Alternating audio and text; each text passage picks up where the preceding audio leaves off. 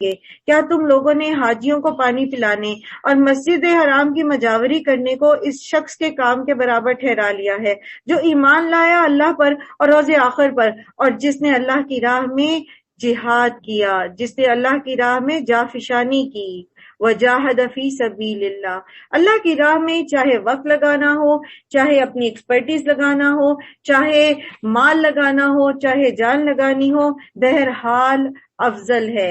اللہ سبحانہ تعالیٰ فرماتے ہیں کہ مسجدوں کے آباد کار تو وہ ہیں جو یہ سارے کام کرتے ہیں۔ مشرکین جو تھے وہ مسجد حرام کی خدمت کرتے تھے، حاجیوں کو پانی اور ستو پلاتے تھے، کھانے کا انتظام کرتے تھے، ان کے مسجد کی صفائی ستھرائی کا کام کرتے تھے، تو وہ اس چیز کو سمجھتے تھے کہ وہ بہت بڑا کام کر رہے، حالانکہ دوسری طرف وہ مسلمانوں کو مسجد میں نماز پڑھنے سے روکتے تھے، اور جو خود ان کی نماز تھی وہ بھی اللہ کے احکامات کے خلاف تھی۔ تو کچھ کام حالانکہ نیکی کے ہوتے، لیکن مجموعی طور پر جب ہمارا ایمان درست نہیں ہوتا اور ہم شعوری طور پر دین کو اختیار کرنے والے نہیں ہوتے اور دین کے چند ظاہری اعمال کو ادا کر کے سمجھتے ہیں کہ بس ہم نے دین کا حق ادا کر دیا، تو وہ جو ہوتے نیکی کے کام ہیں تب بھی وہ ہمیں اس طرح فائدہ نہیں دیتے جیسا کہ فائدہ ہونا چاہیے۔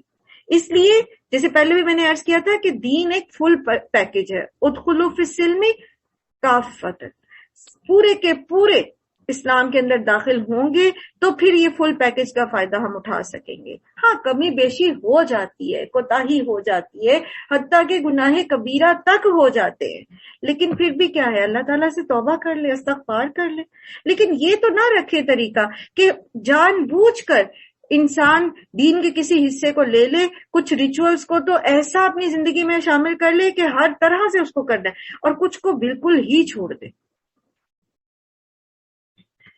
اللہ کے نزدیک تو یہ دونوں کام برابر نہیں ہیں، اور اللہ ظالموں کی رہنمائی نہیں کرتا۔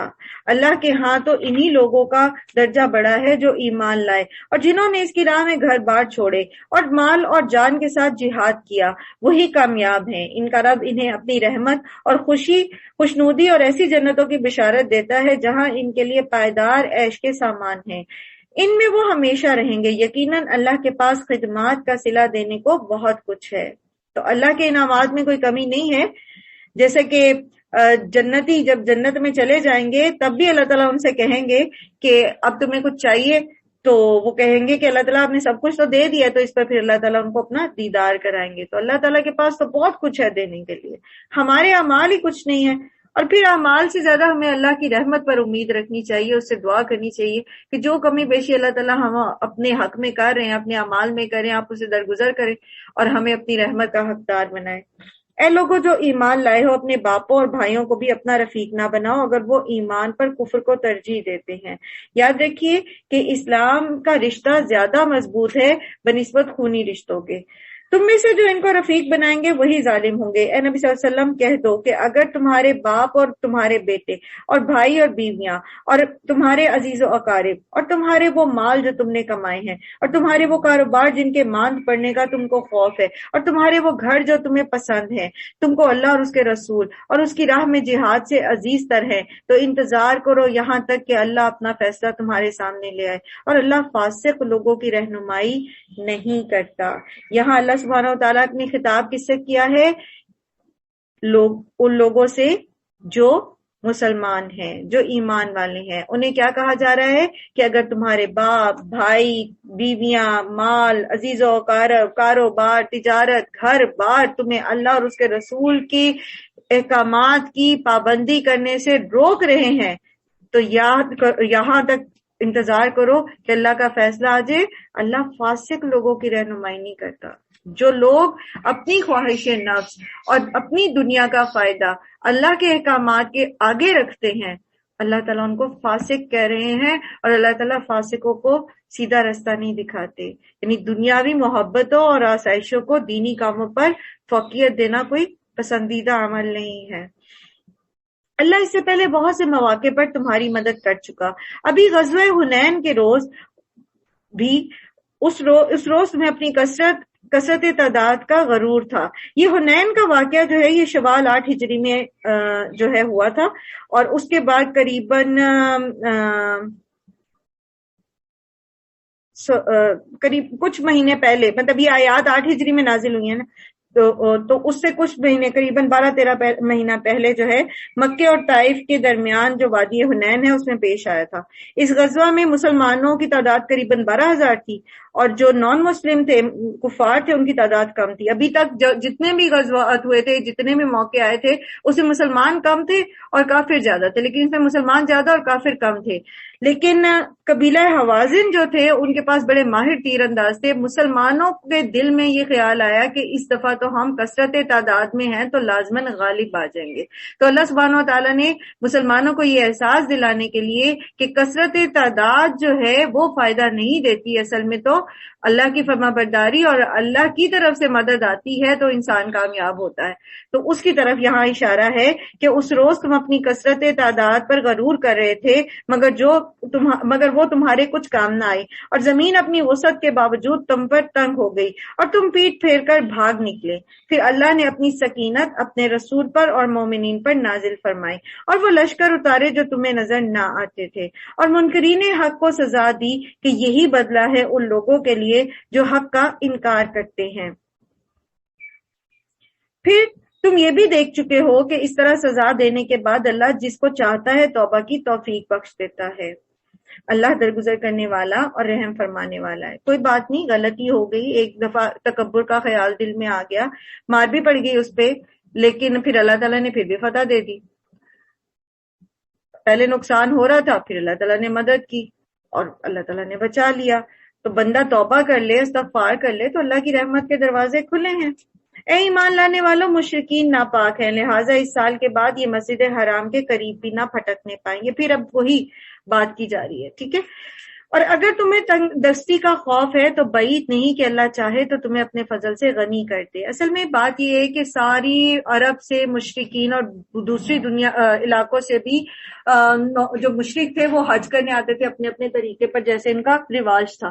اب اگر مشرکین کو حج کے لیے روک دیا جاتا تو پھر سب سے بڑا جو خطرہ ان کو لاحق ہوا مسلمانوں کو وہ یہ تھا کہ جو اتنی تجارت ہوتی ہے مکہ میں وہ تو نہیں ہو سکے گی، پھر مسلمان تو گنے چنے تھے، تو یہ کیسے ہوگا پھر؟ تو وہ اللہ تعالیٰ ان کو بتا رہے ہیں کہ دیکھ لو غزوہ حنین میں بھی تمہیں جو ہے اللہ تعالیٰ نے تمہاری مدد کی تھی، اور پھر یہ کہ اللہ تعالیٰ جو ہے تمہیں اپنے فضل سے غنی کر دے گا۔ اور اگر یہی ساری چیزوں کا خوف، پیچھے جو آیت ہم نے پڑھی ہے نا، مال کی تنگی کا خوف کہ جی آئیں گے نہیں وہ حج کرنے زیادہ لوگ تو تجارت نہیں ہوگی، اگر ایسے خوف تمہیں لاحق ہو جائیں گے تو پھر تمہیں اللہ تعالیٰ سیدھے راستے کی طرف لے کر نہیں جائے گا۔ ہماری زندگیوں میں بھی ایسا ہوتا ہے نا کہ ہمیں مال کی کمی کا خوف لاحق ہو جاتا ہے، اگر ہم انٹرسٹ نہیں لیں گے، جیسے بعض لوگ جی پی فنڈ کے اوپر انٹرسٹ گورنمنٹ دیتی ہے تو وہ اس کو چپ کر کے ہنی مریا کھاتے رہتے ہیں۔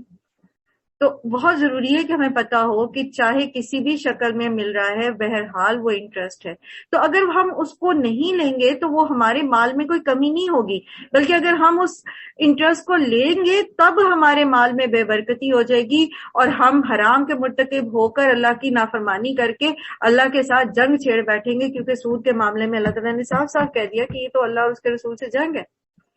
اور اگر ہم وہ کچھ ہزار یا چلے اگر کوئی لاکھوں میں بھی بن جاتے ہوں کسی کے، وہ چھوڑ دیتے ہیں تو اس کا فائدہ سراسر ہمیں ہوگا۔ یقین رکھیے ہمارے مال میں کوئی کمی نہیں ہوگی، بلکہ اللہ تعالیٰ ہمارے اوپر برکتیں نازل کریں گے۔ اللہ تعالیٰ فرما رہے کہ وہ تمہیں اپنے فضل سے غنی کر دے گا۔ جنگ کرو اہل کتاب میں سے ان لوگوں کے خلاف جو اللہ اور روز آخر پر ایمان نہیں لاتے اور جو کچھ اللہ اور اس کے رسول نے حرام قرار دیا ہے اسے حرام نہیں کرتے اور دین حق کو اپنا دین نہیں بناتے۔ ان سے لڑو یہاں تک کہ وہ اپنے ہاتھ سے جزیہ دیں اور چھوٹے بن کر رہیں۔ یہودی کہتے ہیں کہ عزیر اللہ کا بیٹا ہے، عیسائی کہتے ہیں مسیح اللہ کا بیٹا ہے۔ یہ بے حقیقت باتیں ہیں جو وہ اپنی زبانوں سے نکالتے ہیں، ان لوگوں کی دیکھا دیکھی جو ان سے پہلے کفر میں مبتلا ہوئے۔ پہلے بھی ہم نے پڑھا تھا نا کہ عیسائیوں میں خاص طور پر یہ جو عقیدہ تثلیث آیا ہے یہ یونان سے آیا ہے، یونانی فلسفوں کے ذریعے۔ خدا کی مار ان پر، یہ کہاں سے دھوکہ کھا رہے ہیں، انہوں نے اپنے علماء اور درویشوں کو اللہ کے سوا اپنا رب بنا لیا ہے۔ عدی بن حاتم نے جب یہ آیت پڑھی تو انہوں نے نبی صلی اللہ علیہ وآلہ وسلم سے کہا کہ یہ الزام کیوں ہم پر ہے، ہم نے تو، یہ اہل کتاب میں سے تھے نا عدی بن حاتم، تو مسلمان ہو گئے تھے، تو ہم نے تو مطلب کبھی اپنے علماء اور درویشوں کو خدا نہیں مانا تھا، تو آپ صلی اللہ علیہ وسلم نے فرمایا کہ کیا تم ان کے حلال کو حلال اور حرام کو حرام نہیں کہتے تھے؟ یعنی جو عالم یا جو ان کے راہب تھے ان میں سے کسی نے اپنے اوپر کوئی چیز حرام کر لی یا لوگوں کو کہہ دیا کہ بس یہ آج سے حرام ہے یہ معاملہ تمہارے لیے، تم فلاں فلاں سے شادی نہیں کر سکتے، تم پہ حرام ہے، تو وہ چاہے اللہ کی طرف سے اجازت بھی ہو وہ کہ نہیں جی حرام ہے، بس فلاں نے فتویٰ دے دیا۔ تو یہ جو حلال اور حرام کا تعین ہے نا، یہ سراسر شریعت کے معاملے ہیں۔ ہمیں سے کسی کو یہ اختیار نہیں ہوتا کہ ہم اللہ کے حلال کی بھی چیز کو حرام کر دیں، جیسے پیچھے سورہ انعام میں بھی ہم نے تفصیل سے پڑھا، یا اللہ کی حرام کی بھی چیز کو اپنے پر حلال کر لیں یا حلال کی بھی چیز کو حرام کر لیں۔ کسی تو بھی ہمارے پاس یہ اجازت نہیں ہے، یہ رب کے فیصلے ہیں، یہ شریعت کے معاملے ہیں۔ اور اسی طرح مسیح ابن مریم کو بھی، حالانکہ ان کو ایک معبود کے سوا کسی کی بندگی کا حکم نہیں دیا گیا تھا، وہ جس کے سوا کہ کوئی بھی عبادت کے لائق نہیں ہے، پاک ہے وہ ان مشرکانہ باتوں سے جو یہ لوگ کرتے ہیں۔ یہ لوگ چاہتے ہیں کہ اللہ کی روشنی کو اپنی پھونکوں سے بجھا دیں، مگر اللہ اپنی روشنی یعنی اپنے دین کو مکمل کیے بغیر ماننے والا نہیں ہے، خواہ کافروں کو یہ کتنا ہی ناگوار ہو۔ وہ اللہ ہی ہے جس نے اپنے رسول کو ہدایت اور دین حق کے ساتھ بھیجا ہے تاکہ اسے پورے جن سے دین پر غالب کر دے، لِیُظْہِرَہُ عَلَى الدِّینِ کُلِّہ، خواہ مشرکوں کو یہ کتنا ہی ناگوار ہو۔ اے ایمان والو، ان اہل کتاب کے اکثر علماء اور درویشوں کا حال یہ ہے کہ وہ لوگوں کے مال باطل طریقوں سے کھاتے ہیں، نذرانے لوٹتے ہیں، فتوے بیچتے ہیں اور انہیں اللہ کی راہ سے روکتے ہیں، لوگوں کو اصل دین نہیں بتاتے۔ جب لوگوں کو اصل دین بتا دیں گے تو پھر ان کی دکانداری کیسے چلے گی؟ آپ یقین رکھیے ہمارے ہاں یہ معاملہ ہے کہ لوگوں کو قرآن سے دور کیا جاتا ہے، انٹینشنلی ان کو دوسرے قصے کہانیوں میں لگایا جاتا ہے اور یہ کہا جاتا ہے کہ یہ قرآن تو بہت مشکل ہے اور یہ تو ہم تو بڑے گناہ گار ہیں، ہمیں اس کی کہاں سمجھ آئے گی، اور ایسی باتیں کر کے یہ قرآن کو اتنا اس کی تعظیم میں غلو کیا کہ اب نہیں پڑھنا، ایسے نہیں پڑھنا، ویسے نہیں پڑھنا اور یہ نہیں کرنا، تو لوگ کیا کرتے پھر وہ پڑھتے ہی نہیں۔ جب اتنی پابندیاں ہم ان پہ لگا دیتے ہیں تو وہ پھر پڑھتے نہیں، کھولتے نہیں، اور اس سے نہیں سننا وہ تمہیں فلانا بنا دے گا، اس کی بات نہیں سننی وہ تمہارا عقیدہ خراب کر دے گا۔ یاد رکھیے اصل قرآن اور سنت ہے۔ جب یہ کسوٹی ہمارے پاس آ جائے گی تو آپ جس کی مرضی بات سنیں، آپ جس مرضی کے پاس جا کے بیٹھیں اس کی بات سنیں، اور پھر اگر وہ قرآن و سنت پہ پوری اترتی ہے تو اس سے لے لیں۔ تو یہ کس کو ڈر ہوتا ہے کہ اس کی بات نہیں سننی، فلاں عالم کی بات نہیں سننی، فلاں واعظ کا واعظ نہیں سننا، وہ تمہارا عقیدہ خراب کر دے گا؟ یہ کس کو ڈر ہوتا ہے؟ اس کو جس کی بات اصل نہیں ہوتی۔ جب ہے ہی قرآن اور سنت حقیقت تو پھر جس کے پاس مرضی بیٹھ کے سنیں آپ، اور پھر چیک کر لیں کہ یہ اللہ کی کتاب اور رسول کی سنت کے مطابق ہے یا نہیں، صلی اللہ علیہ وآلہ وسلم۔ ہے تو ٹھیک ہے، نہیں ہے تو چھوڑ دیں۔ ان کا حال یہ ہے کہ لوگوں کے مال باطل طریقوں سے کھاتے ہیں اور انہیں اللہ کی راہ سے روکتے ہیں۔ دردناک سزا کی خوشخبری دو ان کو جو سونے اور چاندی کو جمع کر کے رکھتے ہیں اور انہیں اللہ کی راہ میں خرچ نہیں کرتے، یہ زکوٰۃ نہ دینے والوں کی سزا بتائی جا رہی ہے۔ ایک دن آئے گا کہ اسی سونے چاندی پر جہنم کی آگ دہکائی جائے گی اور پھر اسی سے ان لوگوں کی پیشانیوں اور پہلوؤں اور پیٹھوں کو داغا جائے گا۔ یہ ہے وہ خزانہ جو تم نے اپنے لیے جمع کیا تھا، لو اب اپنی سمیٹی ہوئی دولت کا مزہ چکھو۔ ایک حدیث میں آتا ہے کہ یہ مال گنجے سام کی شکل میں آئے گا اور پھر وہ اس بندے کے گلے میں ڈال دیا جائے گا اور وہ اس کی بانچھیں نوچے گا، کاٹے گا اس کے منہ کے اوپر بار بار، اور حشر کے میدان میں یہ کرتا رہے گا وہ سام، اور اس کے بعد پھر عذاب دیا جائے گا۔ نعوذ باللہ ثم نعوذ باللہ۔ ہم لوگ کتنی کوتاہی کرتے ہیں زکوٰۃ کے معاملے میں، اور لوگ ہیلے کرتے ہیں کہ کچھ اس بچے کے نام کر دیں، کچھ اس بچے کے نام کر دیں۔ استغفر اللہ، استغفر اللہ۔ ہم اللہ کو دھوکہ دینے کی کوشش کرتے ہیں۔ اگر آپ کے پاس سونا ہے مثال کے طور پر 10 تولے، 7.5 تولے پر زکوٰۃ واجب ہوتی ہے، آپ اپنی 2 سال کے بیٹے کے نام 2 تولے لگا دیتے ہیں، آپ اپنے 3 سال کے 4 سال یا چلے 10 سال کے بیٹی کے نام جو ہے وہ 1 تولہ لگا دیتی ہیں، آپ اپنے 15 سال کے بیٹے کے نام 3 تولے لگا دیتے ہیں۔ آپ کہتے ہیں نہیں میرے پاس تو جی صرف 7 تولے، باقی تو میرے فلانے بچے کا ہے۔ یہ کیا ہے؟ کیا واقعی وہ سونا اس وقت ان بچوں کے اختیار میں ہے. کیا آپ الاؤ کریں گے اپنے 15 سال کے بیٹے کو کہ بیٹا یہ لو 2 تولے سونا جا کے بیچو اور اپنے لیے جا کے تم بہترین سا کوئی آئی فون خرید لو؟ کریں گے الاؤ؟ کیا واقعی ایسا ہے کہ وہ ہم نے وہ سونا جو ہے وہ ان بچوں کو دے دیا ہو؟ کیا واقعی ایسا ہے؟ یہ کس کھیل میں ہم لگے ہوئے اور ہم کس کو دھوکہ دے رہے ہیں؟ تو زکوٰۃ کے معاملے میں بہت کانشیس رہنے کی ضرورت ہے. اس میں کوتاہی جو ہے اتنی سخت سزا اس کی یہاں بتائی جا رہی ہے.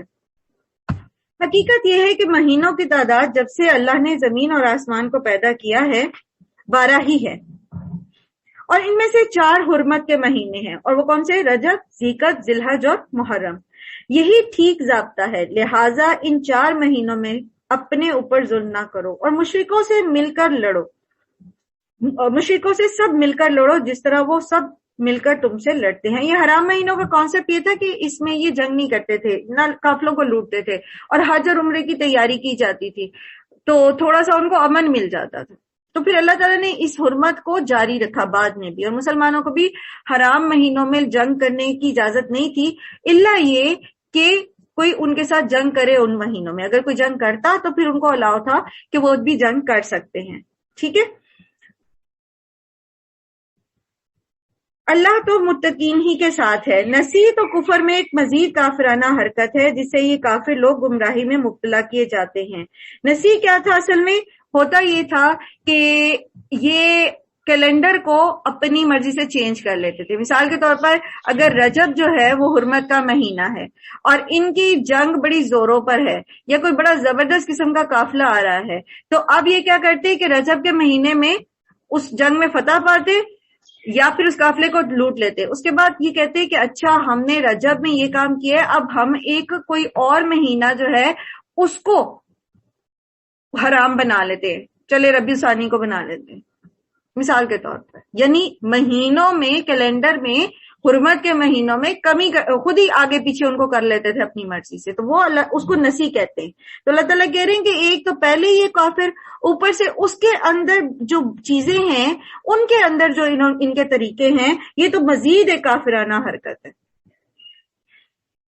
کسی سال ایک مہینے کو حلال کر لیتے ہیں اور کسی سال اس کو حرام کر دیتے ہیں تاکہ اللہ کے حرام کیے ہوئے مہینوں کی تعداد پوری بھی کر لیں اور اللہ کا حرام کیا ہوا حلال بھی کر لیں. ہیلے بہانے اصحاب سبت کی طرح. ان کے برے اعمال ان کے لیے خوشنما بنا دیے گئے ہیں اور اللہ منکرین حق کو ہدایت نہیں دیتا. اے لوگوں جو ایمان لائے ہو، تمہیں کیا ہو گیا ہے؟ جب تم سے اللہ کی راہ میں نکلنے کے لیے کہا گیا تو تم زمین سے چمٹ کے رہ گئے. یہ غزوہ تبوک کے بارے میں اب آیات جو ہیں آ رہی ہیں. آخر کیا تم نے آخرت کے مقابلے میں دنیا کی زندگی کو پسند کر لیا ہے؟ ایسا ہے تو تمہیں معلوم ہو کہ دنیاوی زندگی کا یہ سب سر و سامان آخرت میں بہت تھوڑا نکلے گا. تم نہیں اٹھو گے تو اللہ تمہیں دردناک سزا دے گا اور تمہاری جگہ کسی اور گروہ کو اٹھا لائے گا اور تم اللہ کا کچھ بھی بگاڑ نہیں سکو گے. اللہ کے دین کا کام رکنے والا نہیں ہے. ہم نہیں کریں گے تو کوئی اور کر لے گا. ہم اللہ کی عبادت نہیں کر کے اپنے لیے اجر کمائیں گے، آخرت کمائیں گے. اللہ تعالیٰ ہمیں ہٹا کے کسی اور کو لے آئے گا، کوئی اور مخلوق لے آئے گا، کوئی اور انسان لے آئے گا. ہمارا مقام کیا ہوگا؟ اصل میں تو معاملہ میرا ہے، ٹھیک ہے نا. اصل میں تو فائدہ میرا ہے. میں دین کا کام کرتا ہوں تو اجر مجھے ملے گا. اللہ چاہے گا تو مجھ سے کام لے لے گا اور اچھا لے لے گا، اور نہیں میں کروں گا تو اللہ تعالیٰ کسی سے بھی کرا لے گا. تو میرا فائدہ کدھر چلا گیا؟ پھر میرے نمبر کدھر گئے؟ میرے مارکس تو نہیں آئے. پھر اسی طرح اگر میں عبادت کرتی ہوں تو فائدہ کس کا ہے؟ میرا. اللہ تعالیٰ تو غنی ہے، اس کو تو ضرورت نہیں ہے، اس کو تو پرواہ نہیں ہے. تو اگر میں عبادت نہیں کرتی اور میں بڑا تکبر کرتی ہوں یا میں سستی کرتی ہوں یا میں کسی اور طرف کسی دنیاوی معاملے میں لگ کے اپنی عبادت کو نقصان پہنچا رہی ہوں، اس میں کمی کر رہی ہوں، تو نقصان کس کا ہے؟ چاہے میں جتنا بھی مال اسباب کا ڈھیر لگا لوں. دیکھیں کامن سینس کی بات ہے، اصل معاملہ ہوتا ہے آخرت کا. تو اگر میں نمازیں قضا کر کے اور لوگوں کو دھوکہ دے دے کے اور پتہ نہیں کیسے کیسے جو ہے وہ میں ڈھیر لگا لیتی ہوں مال اسباب کا، اور این اس وقت جب اس کو سیلیبریٹ، وہ جیسے وہ تھا نا شداد تھا جس نے جنت بنائی تھی، اور جس دن اس نے زمین کے اوپر جنت بنوائی تھی، اور جس دن اس نے اس کو دیکھنے جانا تھا، افتتاح کرنا تھا اپنی اس جنت کا، تو دروازے کے اوپر ملک الموت نے اس کی روح قبض کر لی. تو کیا ہے دنیاوی مال اور اس کی حیثیت کیا ہے؟ ٹھیک ہے جتنا ضرورت ہے، جتنا آپ کے پاس اللہ نے نعمتیں دی ہیں ٹھیک ہے، لیکن اس میں انڈلج ہو کے ہم آخرت تو تباہ نہ کریں اپنی. اصل فوکس تو ہمیں آخرت کے اوپر رکھنا چاہیے. اور جس کو اللہ نے جتنا مال دیا ہے اتنا ہی زیادہ اللہ نے اس کو موقع دیا ہے نیکی کرنے کا. لو جی، وہ عبادت بھی کر سکتا ہے، وہ صدقے خیرات بھی خوب کر سکتا ہے، وہ نیکی کے بڑے بڑے کام بھی خوب کر سکتا ہے. تو وہ تو فائدے میں اللہ نے تو اس کو دوہرا فائدہ دیا. لیکن دوسری طرف پوچھ بھی بہت ہے. اگر نہیں وہ اچھے کام میں لگاتا اور صرف اپنی پڑی رہتی ہے اس کو، اور اس کے مسکین رشتہ دار اور اس کے پڑوسی بھوکے سو رہے ہیں یا وٹ ایور، سمجھ سکتے ہیں آپ سب، تو پھر پکڑ ہے. تو اللہ تعالیٰ فرماتے ہیں کہ تم نہیں کام کرو گے دین کا، تم نہیں جہاد کے لیے اٹھو گے تو اللہ تمہیں سزا دے گا اور تمہاری جگہ اوروں کو لے آئے گا. اور خاص طور پر یہاں پر چونکہ مقابلہ ایک سپر پاور سے تھا اور اس وقت بہت زیادہ لوگوں کی مین پاور کی ضرورت تھی، اور اس موقع پر سستی دکھانا یا بزدلی دکھانا مسلمانوں کو بہت بڑا نقصان پہنچا سکتا تھا. اس لیے خاص طور پر اللہ تعالیٰ فرمائے کہ تمہیں سزا ملے گی اس کی. اور وہ ہر چیز پر قدرت رکھتا ہے. تم نے اگر نبی صلی اللہ علیہ وسلم کی مدد نہ کی تو کچھ پرواہ نہیں، اللہ اس کی مدد اس وقت کر چکا جب کافروں نے اسے نکال دیا تھا. موقع کیا تھا؟ جب کافر نبی صلی اللہ علیہ وسلم کو قتل کرنا چاہتے تھے تو اللہ سبحانہ تعالیٰ نے ان کی آنکھوں کے آگے پردے ڈال دیے. نبی صلی اللہ علیہ وسلم اکیلے تنہا ان کے بیچ میں سے نکل کے آ گئے. اور پھر ابو بکر صدیق کے ساتھ انہوں نے جب مدینے کی طرف ہجرت کی تو غار ثور میں بالکل ایسے مقام پر یہ دونوں بیٹھے تھے، کہتے ہیں کہ کفار اس غار، وہ چھوٹی سی غار ہے، کفار اس کے اوپر کھڑے تھے کہ اگر وہ ذرا اپنے پیروں کی طرف دیکھ لیتے تو ان دونوں کو دیکھ لیتے. اس موقع پر حضرت ابوبکر نے جب خوف کا اظہار کیا تو کیا اس وقت نبی صلی اللہ علیہ وآلہ وسلم نے کہا، اللہ تعالیٰ فرماتے اس واقعے کے لیے کہ جب وہ صرف 2 میں کا دوسرا تھا، یعنی ہجرت مدینہ کے موقع پر ایک ابو بکر تھے اور دوسرے محمد صلی اللہ علیہ وسلم. جب وہ دونوں غار میں تھے، جب وہ اپنے ساتھی سے کہہ رہا تھا، یعنی حضرت ابو بکر صدیق سے کیا کہہ رہے تھے؟ لا تحزن ان اللہ معنا، نہ غم کرو اللہ ہمارے ساتھ ہے، غم نہ کرو اللہ ہمارے ساتھ ہے. جب موسیٰ علیہ السلام اور ان کی قوم آگے سمندر اور پیچھے فرعون کی فوج کے درمیان میں پھنس گئی تھی، تو اس وقت سورہ شعراء میں آتا ہے فَلَمَّا تَرَى الْجَمْعَانِ قَالَ أَصْحَابُ مُوسَىٰ إِنَّا لَمُدْرَكُونَ قَالَ كَلَّا إِنَّ مَعِيَ رَبِّي سَيَهْدِينِ. جب دونوں گروہوں کے بیچ میں بنی اسرائیل پھنس گئے تو انہوں نے موسیٰ علیہ السلام سے کہا اب تو ہم مارے گئے، اب تو ہم پکڑے جائیں گے. تو اس وقت موسیٰ علیہ السلام نے کہا تھا کلا، ہو ہی نہیں سکتا، میرا رب میرے ساتھ ہے، وہ ضرور وے آؤٹ نکال دے گا. یہ کون کہہ سکتا ہے؟ لا تحزن ان اللہ معنا ان معی ربی سیہدین، کون کہہ سکتا ہے؟ جس نے وہ عروۃ الوثقی تھام رکھا ہو، جس نے یکفر بالطاغوت کر کے یؤمن باللہ کیا ہو. ہمارے اندر یہ ایک دم کیوں نہیں ہمارے اندر سے نکلتا؟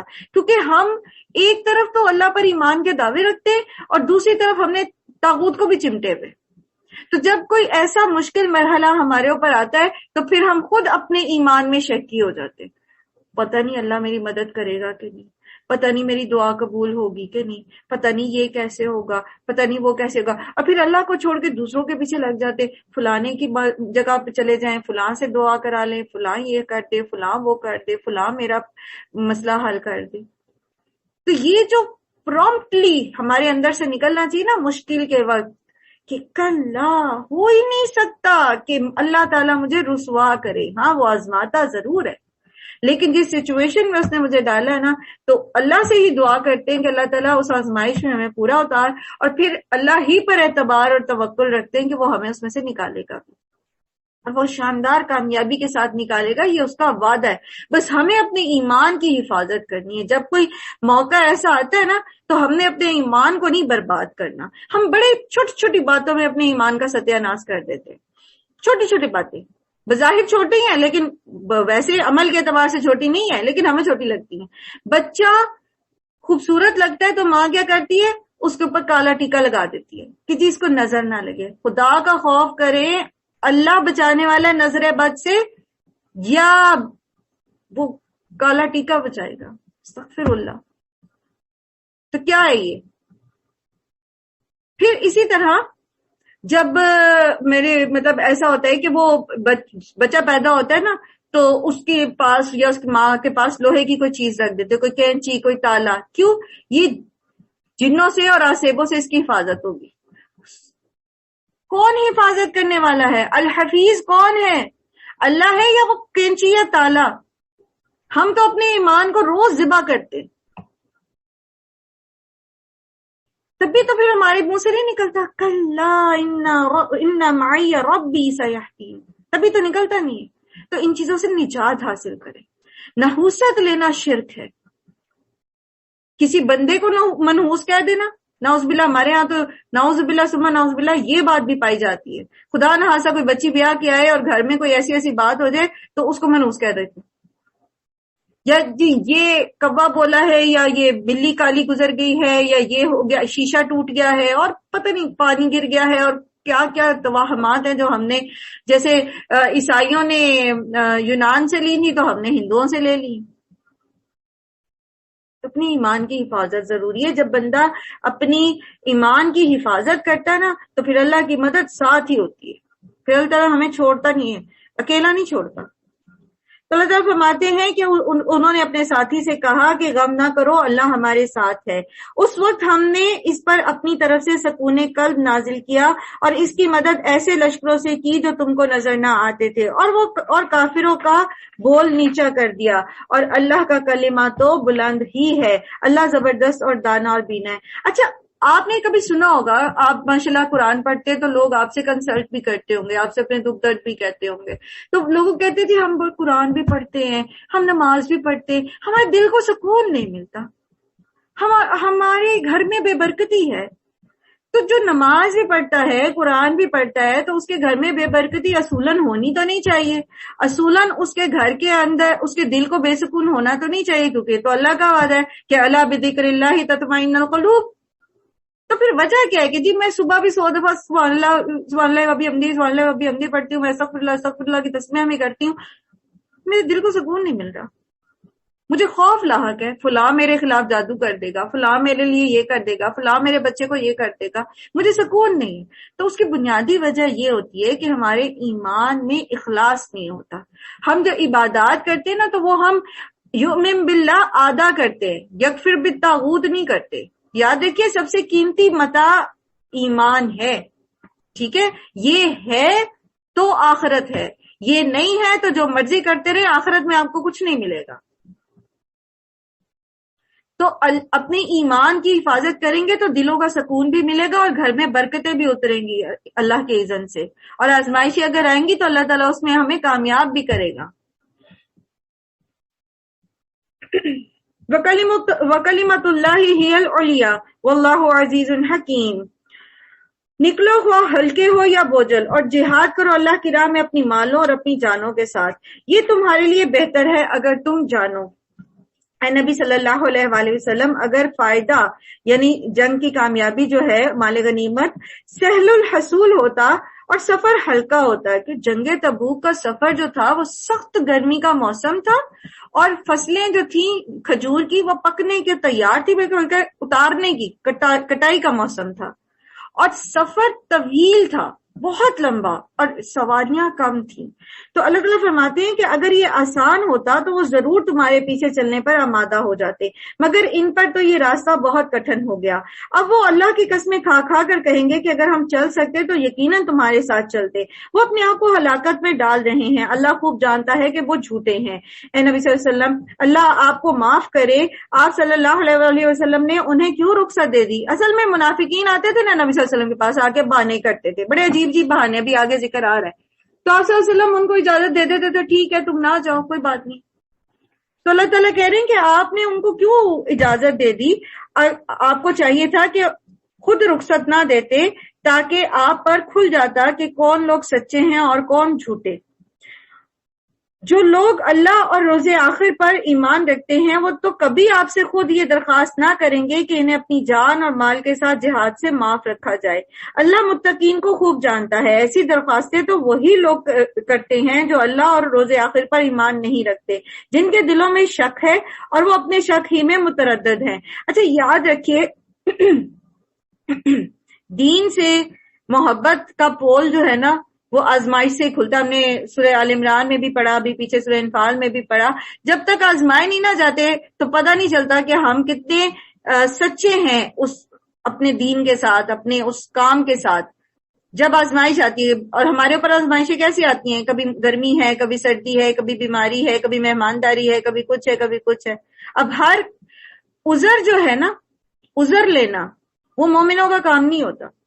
مومن یہ نہیں کرتا کہ ہر معاملے میں عذر لینا شروع کر دے. کامیاب وہ ہوتا ہے جو تمام مشکلات کے بیچ میں بھی اپنے اس عزم اور ارادے کے ساتھ جڑا رہتا ہے، اور اللہ تعالیٰ کی مدد پھر وہاں اس کے ساتھ آتی ہے. لیکن جو اس چیز کے لیے تیار بیٹھا ہوتا ہے کہ بس مجھے کوئی عذر مل جائے تو میں اس کام سے اپنی جان چھڑا لوں یا پیچھے رہ جاؤں، تو ان کو عذر بہانے بھی مل جاتے، پھر ان کو وہ بھی میسر آ جاتے ہیں. یہی آزمائش ہوتی ہے. اگر واقعی ان کا ارادہ نکلنے کا ہوتا تو وہ اس کے لیے کچھ تیاری کرتے، لیکن اللہ کو ان کا اٹھنا پسند ہی نہیں تھا، اس لیے اس نے انہیں سست کر دیا اور کہہ دیا کہ بیٹھ رہو بیٹھے رہنے والوں کے ساتھ. اگر وہ تمہارے ساتھ نکلتے تو تمہارے اندر خرابی کے سوا کسی چیز کا اضافہ نہ کرتے. بات دراصل یہ ہے کہ یہ منافق جو تھے یہ اصل میں تو آستین کے سانپ تھے. اللہ تعالیٰ نہیں چاہتے تھے کہ یہ مسلمانوں کے ساتھ جنگ پہ جائیں، کیونکہ اگر یہ جاتے تو وہاں پر کوئی سازشیں کر کے مسلمانوں کو نقصان پہنچانے کی کوشش کر سکتے تھے. تو اللہ تعالیٰ نے ان کو توفیق ہی نہیں دی. اپنے طور پر یہ بڑے سمارٹ بن رہے تھے کہ جی ہم بہانے کر کے بچ گئے، اس گرمی میں ہم نہیں جا رہے، لیکن اصل بات یہ تھی کہ اللہ نے ان سے توفیق چھینی تھی. کس وجہ سے؟ کیونکہ ان کے دلوں میں بیماری تھی منافقت کی. تو جب نیکی کا موقع سامنے ہو اور انسان اس سے فائدہ نہ اٹھا سکے تو یاد رکھیے یہ بھی سزا کی ایک قسم ہے.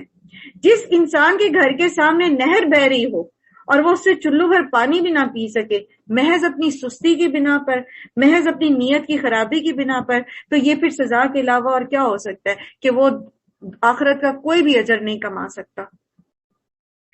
وہ تمہارے درمیان فتنہ پردازی کے لیے دوڑ دھوپ کرتے، اور تمہاری گروہ کا یہ حال ہے کہ ابھی اس میں بہت سے ایسے لوگ موجود ہیں جو ان کی باتیں کان لگا کر سنتے ہیں. یعنی ابھی ایمان لائے انہیں زیادہ دن نہیں ہوئے تو وہ اتنا مضبوط نہیں ہے ان کا ایمان، تو منافقین کی باتوں میں وہ ان کے آنے کا ڈر تھا. اللہ ان ظالموں کو خوب جانتا ہے. اس سے پہلے بھی ان لوگوں نے فتنہ انگیزی کی کوششیں کی ہیں اور تمہیں ناکام کرنے کے لیے ہر طرح کی تدبیروں کا الٹ پھیر کر چکے ہیں، یہاں تک کہ ان کی مرضی کے خلاف حق آ گیا اور اللہ کا کام ہو کے رہا. ان میں سے کوئی کہتا ہے کہ مجھے رخصت دیجیے اور مجھے فتنے میں نہ ڈالیے. جد بن قیس تھا یہ، اور اس نے اللہ کے رسول صلی اللہ علیہ وسلم کی خدمت میں آ کے عرض کیا کہ میں ایک حسن پرست آدمی ہوں، میری قوم کے لوگ میری اس کمزوری سے واقف ہیں کہ عورت کے معاملے میں مجھ سے صبر نہیں ہوتا، اور میں ڈرتا ہوں کہ کہیں رومی عورتوں کو دیکھ کر میرا قدم نہ پھسل جائے، لہٰذا آپ مجھے فتنے میں نہ ڈالیں. یہ تھے ان کے ایکسکیوزز. اللہ تعالیٰ فرماتے سن رکھو، فتنے ہی میں تو یہ لوگ پڑے ہوئے ہیں اور جہنم نے ان کافروں کو گھیر رکھا ہے. تمہارا بھلا ہوتا ہے تو انہیں دکھ ہوتا ہے، تم پر کوئی مصیبت آتی ہے تو یہ منہ پھیر کر خوش خوش پلٹتے ہیں اور کہتے ہیں اچھا ہوا ہم نے پہلے ہی اپنا معاملہ ٹھیک کر لیا تھا. ان سے کہو ہمیں ہرگز کوئی برائی یا بھلائی نہیں پہنچتی مگر وہ جو اللہ نے ہمارے لیے لکھ دی ہے. اللہ ہی ہمارا مولا ہے اور اہل ایمان اس کو اسی پر بھروسہ کرنا چاہیے. ان سے کہیے تم ہمارے معاملے میں جس چیز کے منتظر ہو وہ اس کے سوا اور کیا ہے کہ دو بھلائیوں میں سے ایک بھلائی، جیت گئے تو فتح، مال غنیمت، اور اگر مارے گئے تو شہادت. اور ہم تمہارے معاملے میں جس چیز کے منتظر ہیں وہ یہ ہے کہ اللہ خود تم کو سزا دیتا ہے یا ہمارے ہاتھوں دلواتا ہے۔ اچھا تو اب تم بھی انتظار کرو اور ہم بھی تمہارے ساتھ منتظر ہیں۔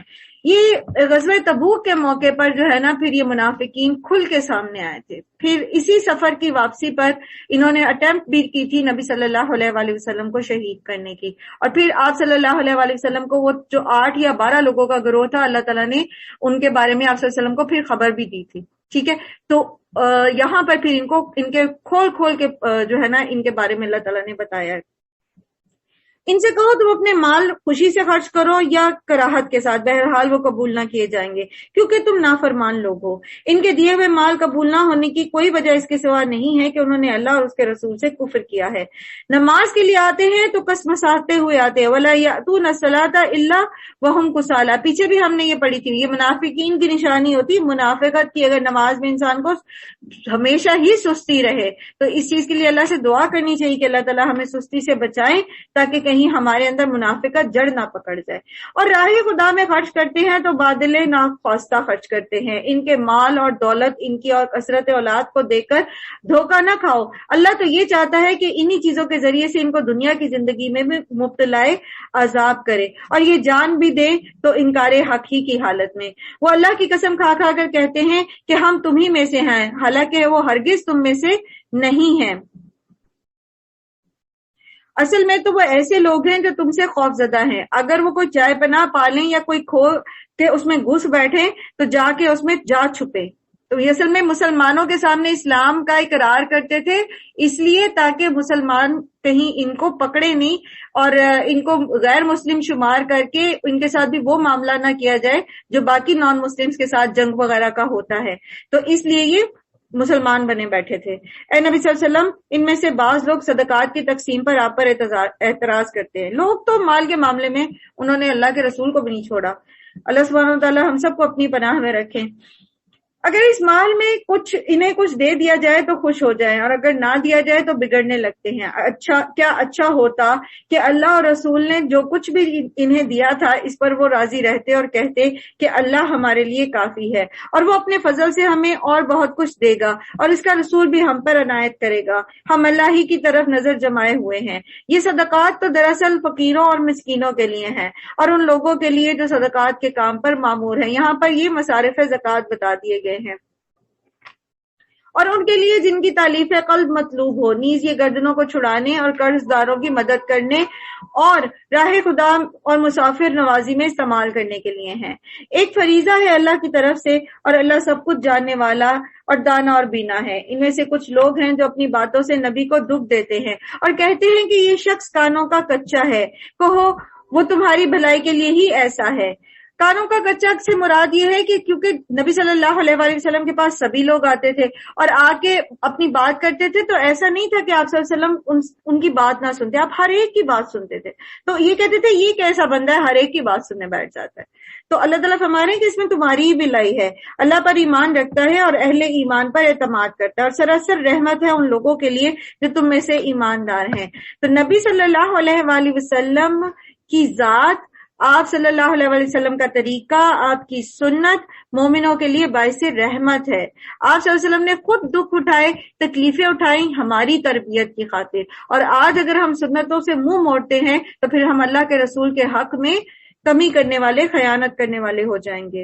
اور جو لوگ اللہ کے رسول کو دکھ دیتے ہیں ان کے لیے دردناک سزا ہے۔ یہ لوگ تمہارے سامنے قسمیں کھاتے ہیں تاکہ تمہیں راضی کریں، حالانکہ اگر یہ مومن ہیں تو اللہ اور رسول اس کے زیادہ حقدار ہیں کہ یہ ان کو راضی کرنے کی فکر کریں۔ کیا انہیں معلوم نہیں ہے کہ جو اللہ اور اس کے رسول کا مقابلہ کرتا ہے اس کے لیے دوزخ کی آگ ہے جس میں وہ ہمیشہ رہے گا، یہ بہت بڑی رسوائی ہے۔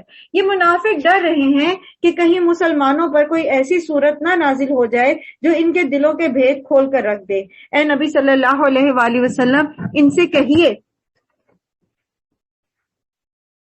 اور مذاق اڑاؤ، اللہ اس چیز کو کھول دینے والا ہے جس کے کھل جانے سے تم ڈرتے ہو، یعنی ان کے منافقت کے بھید کو۔ اگر ان سے پوچھو کہ تم کیا باتیں کر رہے تھے تو جھٹ کہہ دیں گے ہم تو ہنسی مذاق اور دل لگی کر رہے تھے۔ ان سے کہو کیا تمہیں ہنسی اور دل لگی کے لیے اللہ اور اس کی آیات اور اس کے رسول ہی ملے ہیں؟ یاد رکھیے کہ دین کے کسی شعار پہ کسی سنت پر، کسی طریقے پر، جیسے پہلے بھی میں نے عرض کیا، جنت ہو یا جہنم ہو، یہ سب شاعر اللہ ہے، حوروں کا ذکر ہو یا قربانی کے جانور ہو، یہ سب شعائر اللہ ہے۔ تو اللہ کی آیات کا مذاق اڑانا، ان پر لطیفے بنانا، یہ سخت گناہ کی بات ہے۔ اللہ تعالیٰ فرماتے ہیں کہ اب عذرات نہ تراشو، تم ایمان لانے کے بعد تم نے کفر کیا، یعنی دین کو مذاق بنانا کتنا بڑا گناہ ہے، اور ہم کتنا معمولی سمجھتے ہیں ایسی پوسٹ کو فارورڈ کرنے جس میں حوروں کا ذکر ہو، جس میں جہنم کی کا مذاق بنایا جاتا ہے۔ جب لوڈ شیڈنگ ہوتی ہے تو لوگ نعوذ باللہ کیسی کیسی لطیفے اس پہ بنا دیتے ہیں کہ پاکستان کی گرمی اور جہنم کی گرمی کو نعوذ باللہ ثم نعوذ باللہ برابر ٹھہرا دینا، اور سارا یہ کیا ہے؟ کیا صرف دین ہی ملا ہمیں مذاق اڑانے کے لیے؟ اگر ہم نے تم میں سے کہ ایک گروہ کو معاف کر بھی دیا تو دوسرے گروہ کو تو ہم ضرور سزا دیں گے۔ اصل میں کم عقل تو شاید معاف کر دیے جائیں، لیکن جو سرغنے ہوتے ہیں نا وہ نہیں چھوڑے جائیں گے کبھی بھی۔ منافق مرد اور منافق عورتیں سب ایک دوسرے کے ہم رنگ ہے، برائی کا حکم دیتے ہیں، بھلائی سے منع کرتے ہیں، اور اپنے ہاتھ خیر سے روکے رکھتے ہیں، یہ اللہ کو بھول گئے ہیں تو اللہ نے بھی انہیں بھلا دیا۔ یقیناً یہ منافق ہی فاسق ہے، ان منافق مردوں اور عورتوں اور کافروں کے لیے تو اللہ نے آتش دوزخ کا وعدہ کیا ہے جس میں وہ ہمیشہ رہیں گے، وہی ان کے لیے موضوع ہے، ان پر اللہ کی پھٹکار اور ان کے لیے قائم رہنے والا عذاب ہے۔ تم لوگوں کے رنگ ڈھنگ وہی ہیں جو تمہارے پیش روؤں کے تھے، وہ تم سے زیادہ زوراور اور تم سے زیادہ مال اور اولاد والے تھے، پھر انہوں نے دنیا میں اپنے حصے کے مزے لوٹ لیے، یعنی جتنا اللہ نے ان کی تقدیر میں لکھا تھا، اور تم نے بھی اپنے حصے کے مزے اسی طرح لوٹے جیسے انہوں نے لوٹے تھے، اور ویسی ہی بحثوں میں تم بھی پڑے رہے جیسی بحثوں میں وہ پڑے تھے۔ سو ان کا انجام یہ ہوا کہ دنیا اور آخرت میں ان کا سب کیا دھرا ضائع ہو گیا اور وہی خسارے میں ہیں۔ کیا ان لوگوں کو اپنے پیشروں کی تاریخ نہیں پہنچی؟ نوح کی قوم، عاد، سمود، ابراہیم کی قوم، مدین کے لوگ اور وہ بستیاں جنہیں الٹ دیا گیا، ان کے رسول ان کے پاس کھلی کھلی نشانیاں لے کر آئے، پھر یہ اللہ کا کام نہ تھا کہ ان پر ظلم کرتا، مگر وہ خود ہی اپنے اوپر ظلم کرنے والے تھے۔ مومن مرد اور مومن عورتیں یہ سب ایک دوسرے کے رفیق ہیں، بھلائی کا حکم دیتے اور برائی سے روکتے ہیں۔ تو یہاں پر دیکھ لیجئے خاص طور پر مومن عورتوں کا ذکر ہے۔ یہ صرف مردوں کا کام نہیں ہے کہ وہ دین کا کام کریں، بلکہ عورتوں پر بھی یہ ذمہ داری ہے، اور سب سے زیادہ ذمہ داری عورتوں پر اپنے گھر میں اپنے بچوں کی تربیت ہے، اور پھر اس کے ساتھ پھر جتنا بھی زیادہ وہ کام کر سکے۔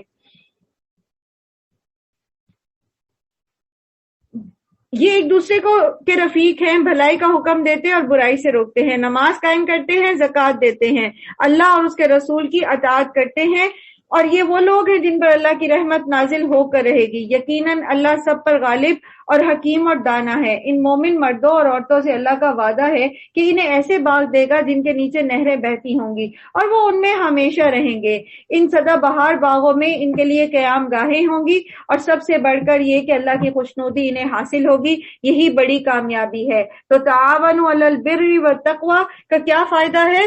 جنت کے باغ ملیں گے، خود بھی عمل کرنا ہے اور دوسروں کو بھی اس پر عمل کے لیے فیسیلیٹیٹ کرنا ہے، ان تک صحیح پیغام پہنچا کر ان کو اس پر عمل کرنے کے آئیڈیاز بھی دینے ہیں۔ اور یاد رکھیے، آسان سے شروع کیجئے، نہ سے نہ شروع کیجئے، ڈونٹ سے شروع مت کیجئے، آسانی دینے والے بنے، مشکلیں پھیلانے والے نہ بنے۔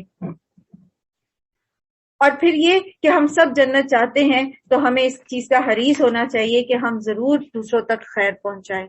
اگر آپ کو اچھے سے قرآن پڑھنا آتا ہے، آپ کی تجوید اچھی ہے، مت بخل کریں اس میں کہ میرا بچہ چھوٹا ہے اور میرے یہ مسئلہ ہے اور وہ مسئلہ ہے۔ اگر شوہر آپ کو اجازت نہیں بھی دیتے کہ آپ گھر میں بچوں کو بلا کے قرآن پڑھائیں تو آپ ان سے آن لائن کی اجازت لے لیں۔ اگر وہ بھی اجازت نہیں ملتی تو گھر میں جو میڈ آتی ہے اس کو پڑھانا شروع کر دیں، کہیں نہ کہیں ضرور سکھائیں، ضرور پڑھائیں۔ اگر آپ کوئی اچھی بات سیکھتے ہیں، اللہ تعالیٰ نے آپ کو قرآن کا کوئی فہم دیا ہے تو اس میں بخیل نہ بنیں، ضرور دوسروں تک پہنچائیں اور بہترین طریقے سے پہنچانے کی کوشش کریں۔ اس سے کیا ہوگا؟ اور پھر تعاون علی البر صرف قرآن پہ اڑا دینا ہی نہیں ہے، نیکی کے سارے کاموں کی طرف لوگوں کو دعوت دینا ہے۔ تو پھر اس کا بہت بڑا اجر ہے۔ اللہ سبحانہ و تعالی ہم سب کو ایسے باغوں میں داخل کرے، ہمیں، ہماری اولادوں، ہمارے ازواج، ہمارے ماں باپ، ہمارے بہن بھائیوں، ہم کل مومنین مومنات کو اللہ سبحانہ و تعالی توفیق دیں کہ ہم وہ کام کر سکیں جس سے اللہ ہم سے راضی ہو جائے۔ اللہ سبحانہ و تعالی ہم سب کو آخرت کی کامیابی نصیب فرمائے۔ یا ایھا النبی جاہد الکفار والمنافقین واغلظ علیہم، اے نبی صلی اللہ علیہ وآلہ وسلم کفار اور منافقین دونوں کا پوری قوت سے مقابلہ کریں اور ان کے ساتھ سختی سے پیش آئیں، آخرکار ان کا ٹھکانہ جہنم ہے اور وہ بدترین جائے قرار ہے۔ یہ لوگ اللہ کی قسمیں کھا کھا کر کہتے ہیں کہ ہم نے تو وہ بات نہیں کہی، حالانکہ انہوں نے ضرور وہی کافرانہ بات کہی ہے۔ مثلا ہوا یہ کہ ایک منافق کے متعلق یہ روایت ہے کہ اس نے اپنے عزیزوں میں سے ایک مسلمان نوجوان کے ساتھ باتیں کرتے ہوئے کہا کہ اگر واقعی وہ سب کچھ برحق ہے جو یہ بندہ کہہ رہا ہے، یعنی نبی صلی اللہ علیہ وسلم، تو پھر تو ہم گدھوں سے بھی بدتر ہو گئے۔ پھر اسی طرح ایک اور روایت ہے کہ تبوک کے سفر پہ ایک جگہ نبی صلی اللہ علیہ وسلم کی اونٹنی گم ہو گئی تھی۔ مسلمان جب اس کو تلاش کر رہے تھے تو اس پر منافقوں کا جو کچھ لوگ ساتھ چل دیے تھے تو وہ اپنی مجلس میں بیٹھ کر خوب مذاق انہوں نے اڑایا اور آپس میں کہا کہ یہ دیکھو آسمان کی خبریں تو یہ خوب سناتے ہیں اور اپنی اونٹنی کی انہیں کچھ خبر نہیں کہ اس وقت وہ کہاں ہیں۔ تو جب ان سے پوچھ گچھ کی گئی کہ آپ نے یہ بات کہی ہے تو اس پر انہوں نے اللہ کی قسمیں کھائیں اور کہا کہ ہم نے وہ بات نہیں کی۔ وہ اسلام لانے کے بعد کفر کے مرتکب ہوئے اور انہوں نے وہ کچھ کرنے کا ارادہ کیا جسے کر نہ سکے۔ یہ ان کا سارا غصہ اسی بات پر ہے کہ اللہ اور اس کے رسول نے اپنے فضل سے ان کو غنی کر دیا، یعنی اللہ تعالی ان کو جو ہے وہ مال کی بھی کشادگی ملی تھی اور سرداری بھی تھی، جیسے عبداللہ بن ابی جو تھا وہ اپنے علاقے میں اپنے گروہ میں سردار تھا۔ اب اگر یہ اپنی اس روش سے باز نہ آئے تو باز آ جائیں تو انہی کے لیے بہتر، اگر یہ باز نہ آئے تو اللہ ان کو دردناک سزا دے گا، دنیا میں بھی اور آخرت میں بھی، اور زمین میں کوئی نہیں جو اس کا حمایتی اور مددگار ہو۔ ان میں سے بعض ایسے بھی ہیں جنہوں نے اللہ سے وعدہ کیا تھا کہ اگر اس نے اپنے فضل سے ہم کو نوازا تو ہم خیرات کریں گے اور صالح بن کے رہیں گے، مگر جب اللہ نے اپنے فضل سے ان کو دولت مند کر دیا تو وہ بخل پر اتر آئے اور اپنے عہد سے ایسے پھرے کہ انہیں اس کی پرواہ تک نہیں ہے۔ نتیجہ یہ نکلا کہ ان کی اس بادہدی کی وجہ سے جو انہوں نے اللہ کے ساتھ کی اور اس جھوٹ کی وجہ سے جو وہ بولتے رہے، اللہ نے ان کے دلوں میں نفاق بٹھا دیا جو اس کے حضور ان کی پیشی کے دن تک، یعنی آخرت کے دن تک ان کا پیچھا نہ چھوڑے گا۔ کیا یہ لوگ جانتے نہیں ہیں کہ اللہ کو ان کے مخفی راز اور ان کی پوشیدہ سرگوشیاں تک معلوم ہیں اور وہ تمام غیب کی باتوں سے پوری طرح باخبر ہے۔ وہ خوب جانتا ہے ان کنجوس دولت مندوں کو جو برضا اور رغبت دینے والے اہل ایمان کی مالی قربانیوں پر باتیں چھانٹتے ہیں اور ان لوگوں کا مذاق اڑاتے ہیں جن کے پاس اللہ کی راہ میں دینے کے لیے اس کے سوا کچھ نہیں جو وہ اپنے اوپر مشقت برداشت کر کے دیتے ہیں۔ یہ اس واقعے کی طرف اشارہ ہے جہاں ایک صحابی نے رات بھر ایک یہودی کا کنواں چلایا تو اس نے صرف مٹھی بھر کھجوریں جو ہیں وہ ان کو دی، تو انہوں نے وہ کھجوریں لا کر وہ جو سامان سارا نبی صلی اللہ علیہ وسلم نے رکھا ہوا تھا، لوگوں کے عطیات جو تھے جنگ کے لیے، نبی صلی اللہ علیہ وسلم کو دی، تو آپ صلی اللہ علیہ وسلم نے وہ کھجوریں پورے جو مال تھا نا اس کے اوپر بکھیر دی اور کہا کہ یہ ان سب کے اوپر جو ہے نا ان کا جو اجر ہے وہ بھاری ہے۔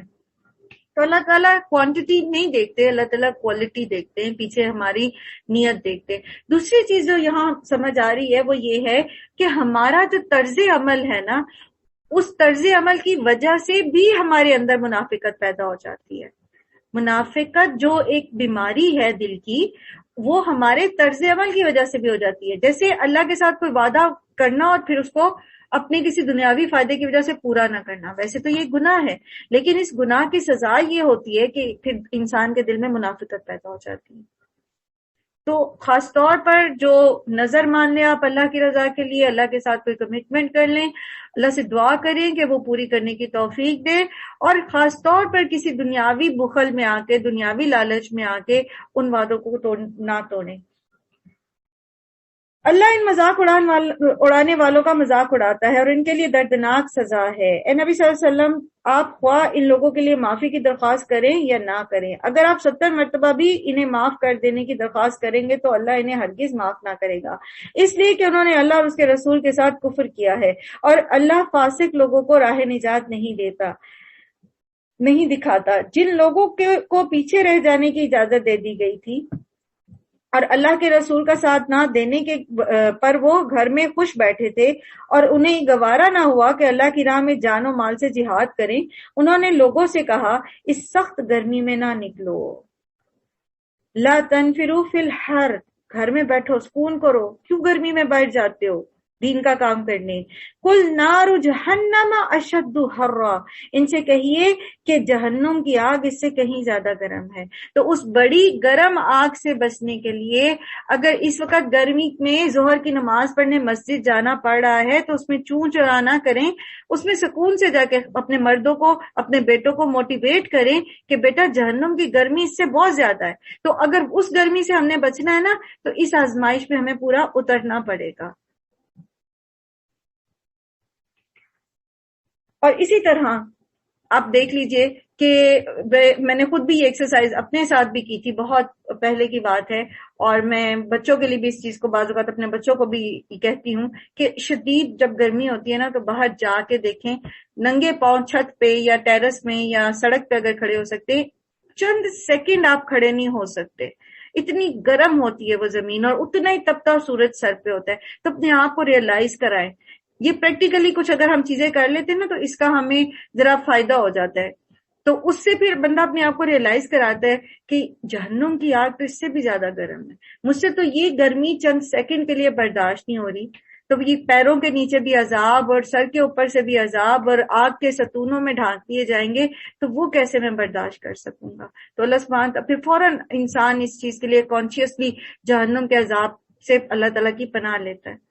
تو اپنے آپ کو تھوڑا سا ریئلائز کرانے کے لیے کہ جہنم کی گرمی وہ جو آگ ہے وہ اس سے کہیں زیادہ گرم ہے کہ ہم موسموں کی شدت اور گرمی سردی کے آنے جانے کو بہانے بنائیں اور دین کے کام سے، اس کے سیکھنے سکھانے سے یا جو بھی کام دین سے ریلیٹڈ ہے ان سے اپنے آپ کو روک لیں، یا نیکی کا کوئی بھی کام.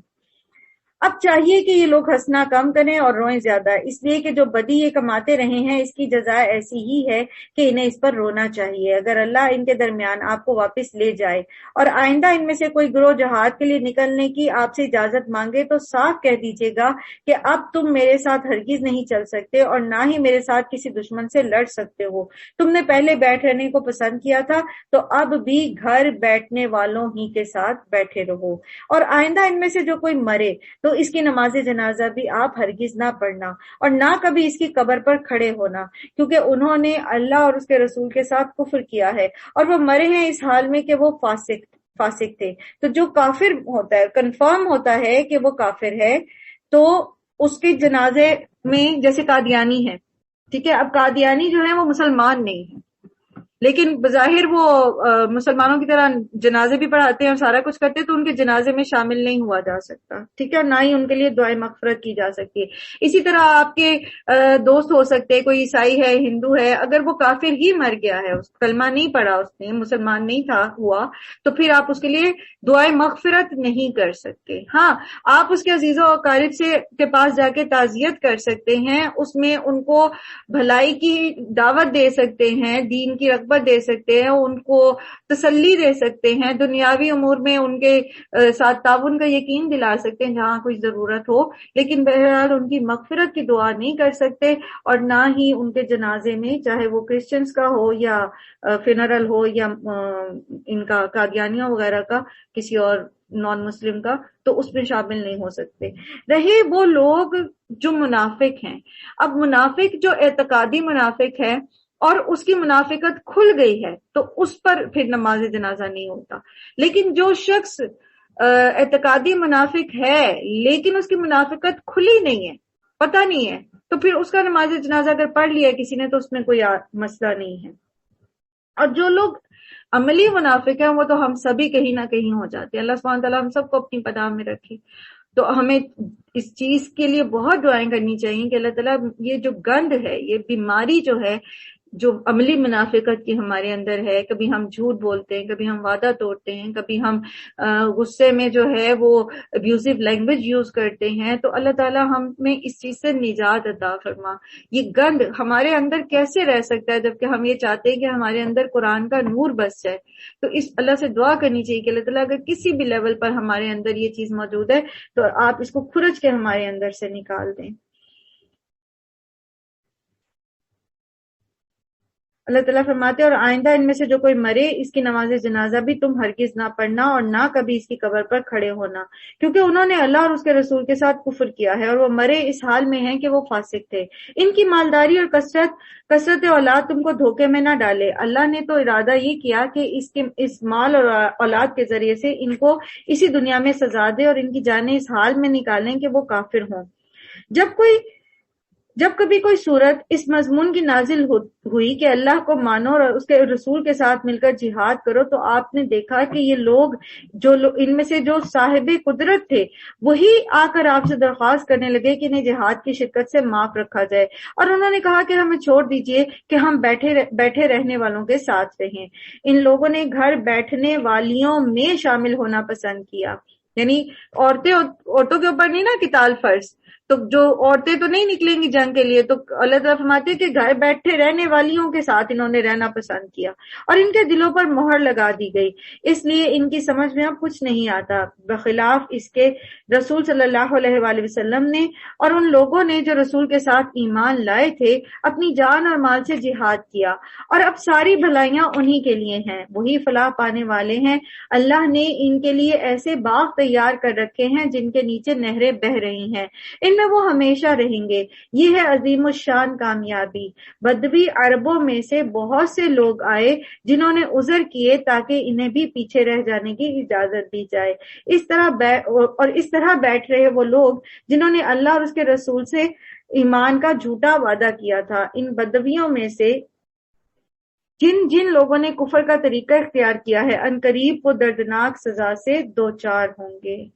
ضعیف اور بیمار لوگ اور وہ لوگ جو شرکت جہاد کے لیے راہ نہیں پاتے اگر پیچھے رہ جائیں تو کوئی حرج نہیں، جبکہ وہ خلوص دل کے ساتھ اللہ اور اس کے رسول کے وفادار ہیں۔ تو اصل چیز نیت ہے، اصل چیز وفاداری ہے۔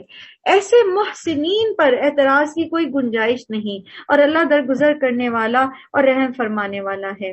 اسی طرح ان لوگوں پر بھی کوئی اعتراض کا موقع نہیں جنہوں نے خود آ کر آپ سے درخواست کی تھی کہ ہمارے لیے سواریاں بہم پہنچائی جائیں، اور جب آپ نے کہا کہ میں تمہارے لیے سواریوں کا انتظام نہیں کر سکتا تو وہ مجبوراً واپس گئے، اور حال یہ تھا کہ آنکھوں میں آنسو جاری تھے، اور انہیں اس بات کا بڑا رنج تھا کہ وہ اپنے خرچ پر جہاد میں شریک ہونے کی طاقت نہیں رکھتے۔ البتہ اعتراض ان لوگوں پر ہے جو مالدار ہیں اور پھر بھی آپ سے درخواستیں کرتے ہیں کہ انہیں جہاد سے شرکت سے معاف کیا جائے۔ انہوں نے گھر بیٹھنے والیوں میں شامل ہونا پسند کیا اور اللہ نے ان کے دل پر مہر لگا دی، اس لیے اب یہ کچھ نہیں جانتے کہ اللہ کے ہاں ان کی اس روش کا کیا نتیجہ نکلنے والا ہے۔ تو بات دراصل یہ ہے کہ اللہ تعالیٰ دلوں کے بھید جانتے ہیں۔ اگر ہم تڑپ رہے ہیں کسی نیکی کے کرنے کے لیے اور ہمیں کوئی سبب میسر نہیں آ رہا، یا ہم پر کوئی پابندیاں ہیں، یا ہمارے لیے کوئی راہ نہیں نکل رہی، تو یاد رکھیے اس تڑپ کا آپ کو اجر مل جائے گا۔ لیکن اگر ہماری نیت ہی نہیں اور ہم صرف عذر بہانے تلاش کر رہے ہیں تو پھر اللہ دلوں کے بھید جانتا ہے، پھر وہ ہمارے ساتھ معاملہ ہمارے دلوں کی کیفیت کے مطابق ہی کرے گا۔ اللہ سے دعا ہے کہ اللہ ہمارے دلوں سے ہر طرح کا نفاق دور کر دے اور ہمارے دلوں کو کشادہ کر دے بھلائیوں کے لیے اور دوسروں کو معاف کرنے کے لیے، اور اللہ کے دین کے کام میں سبقت لے جانے والوں میں شامل کرے اور نیکیوں میں جلدی کرنے والوں میں شامل کرے۔ اللہ سبحانہ و تعالیٰ تمام بیماروں کو شفائے کاملہ عطا فرمائے اور ان کو اور ان کے عزیز و اقارب کو اس رمضان المبارک کی برکتیں سمیٹنے کی توفیق دے، ان کے لیے آسانیاں کرے، اور ہم جو صحت کی حالت میں اللہ تعالیٰ ہمیں توفیق دے کہ ہم اس رمضان کی برکتیں سمیٹنے والے بنے۔ اللہ تعالیٰ آپ سب کو خوش رکھے، دنیا اور آخرت کی کامیابیاں نصیب فرمائے۔ وآخر دعوانا ان الحمد للہ رب العالمین۔ سبحانک اللہم و بحمدک، نشہد ان لا الہ الا انت، نستغفرک و نتوب الیک۔ السلام علیکم و رحمۃ اللہ وبرکاتہ۔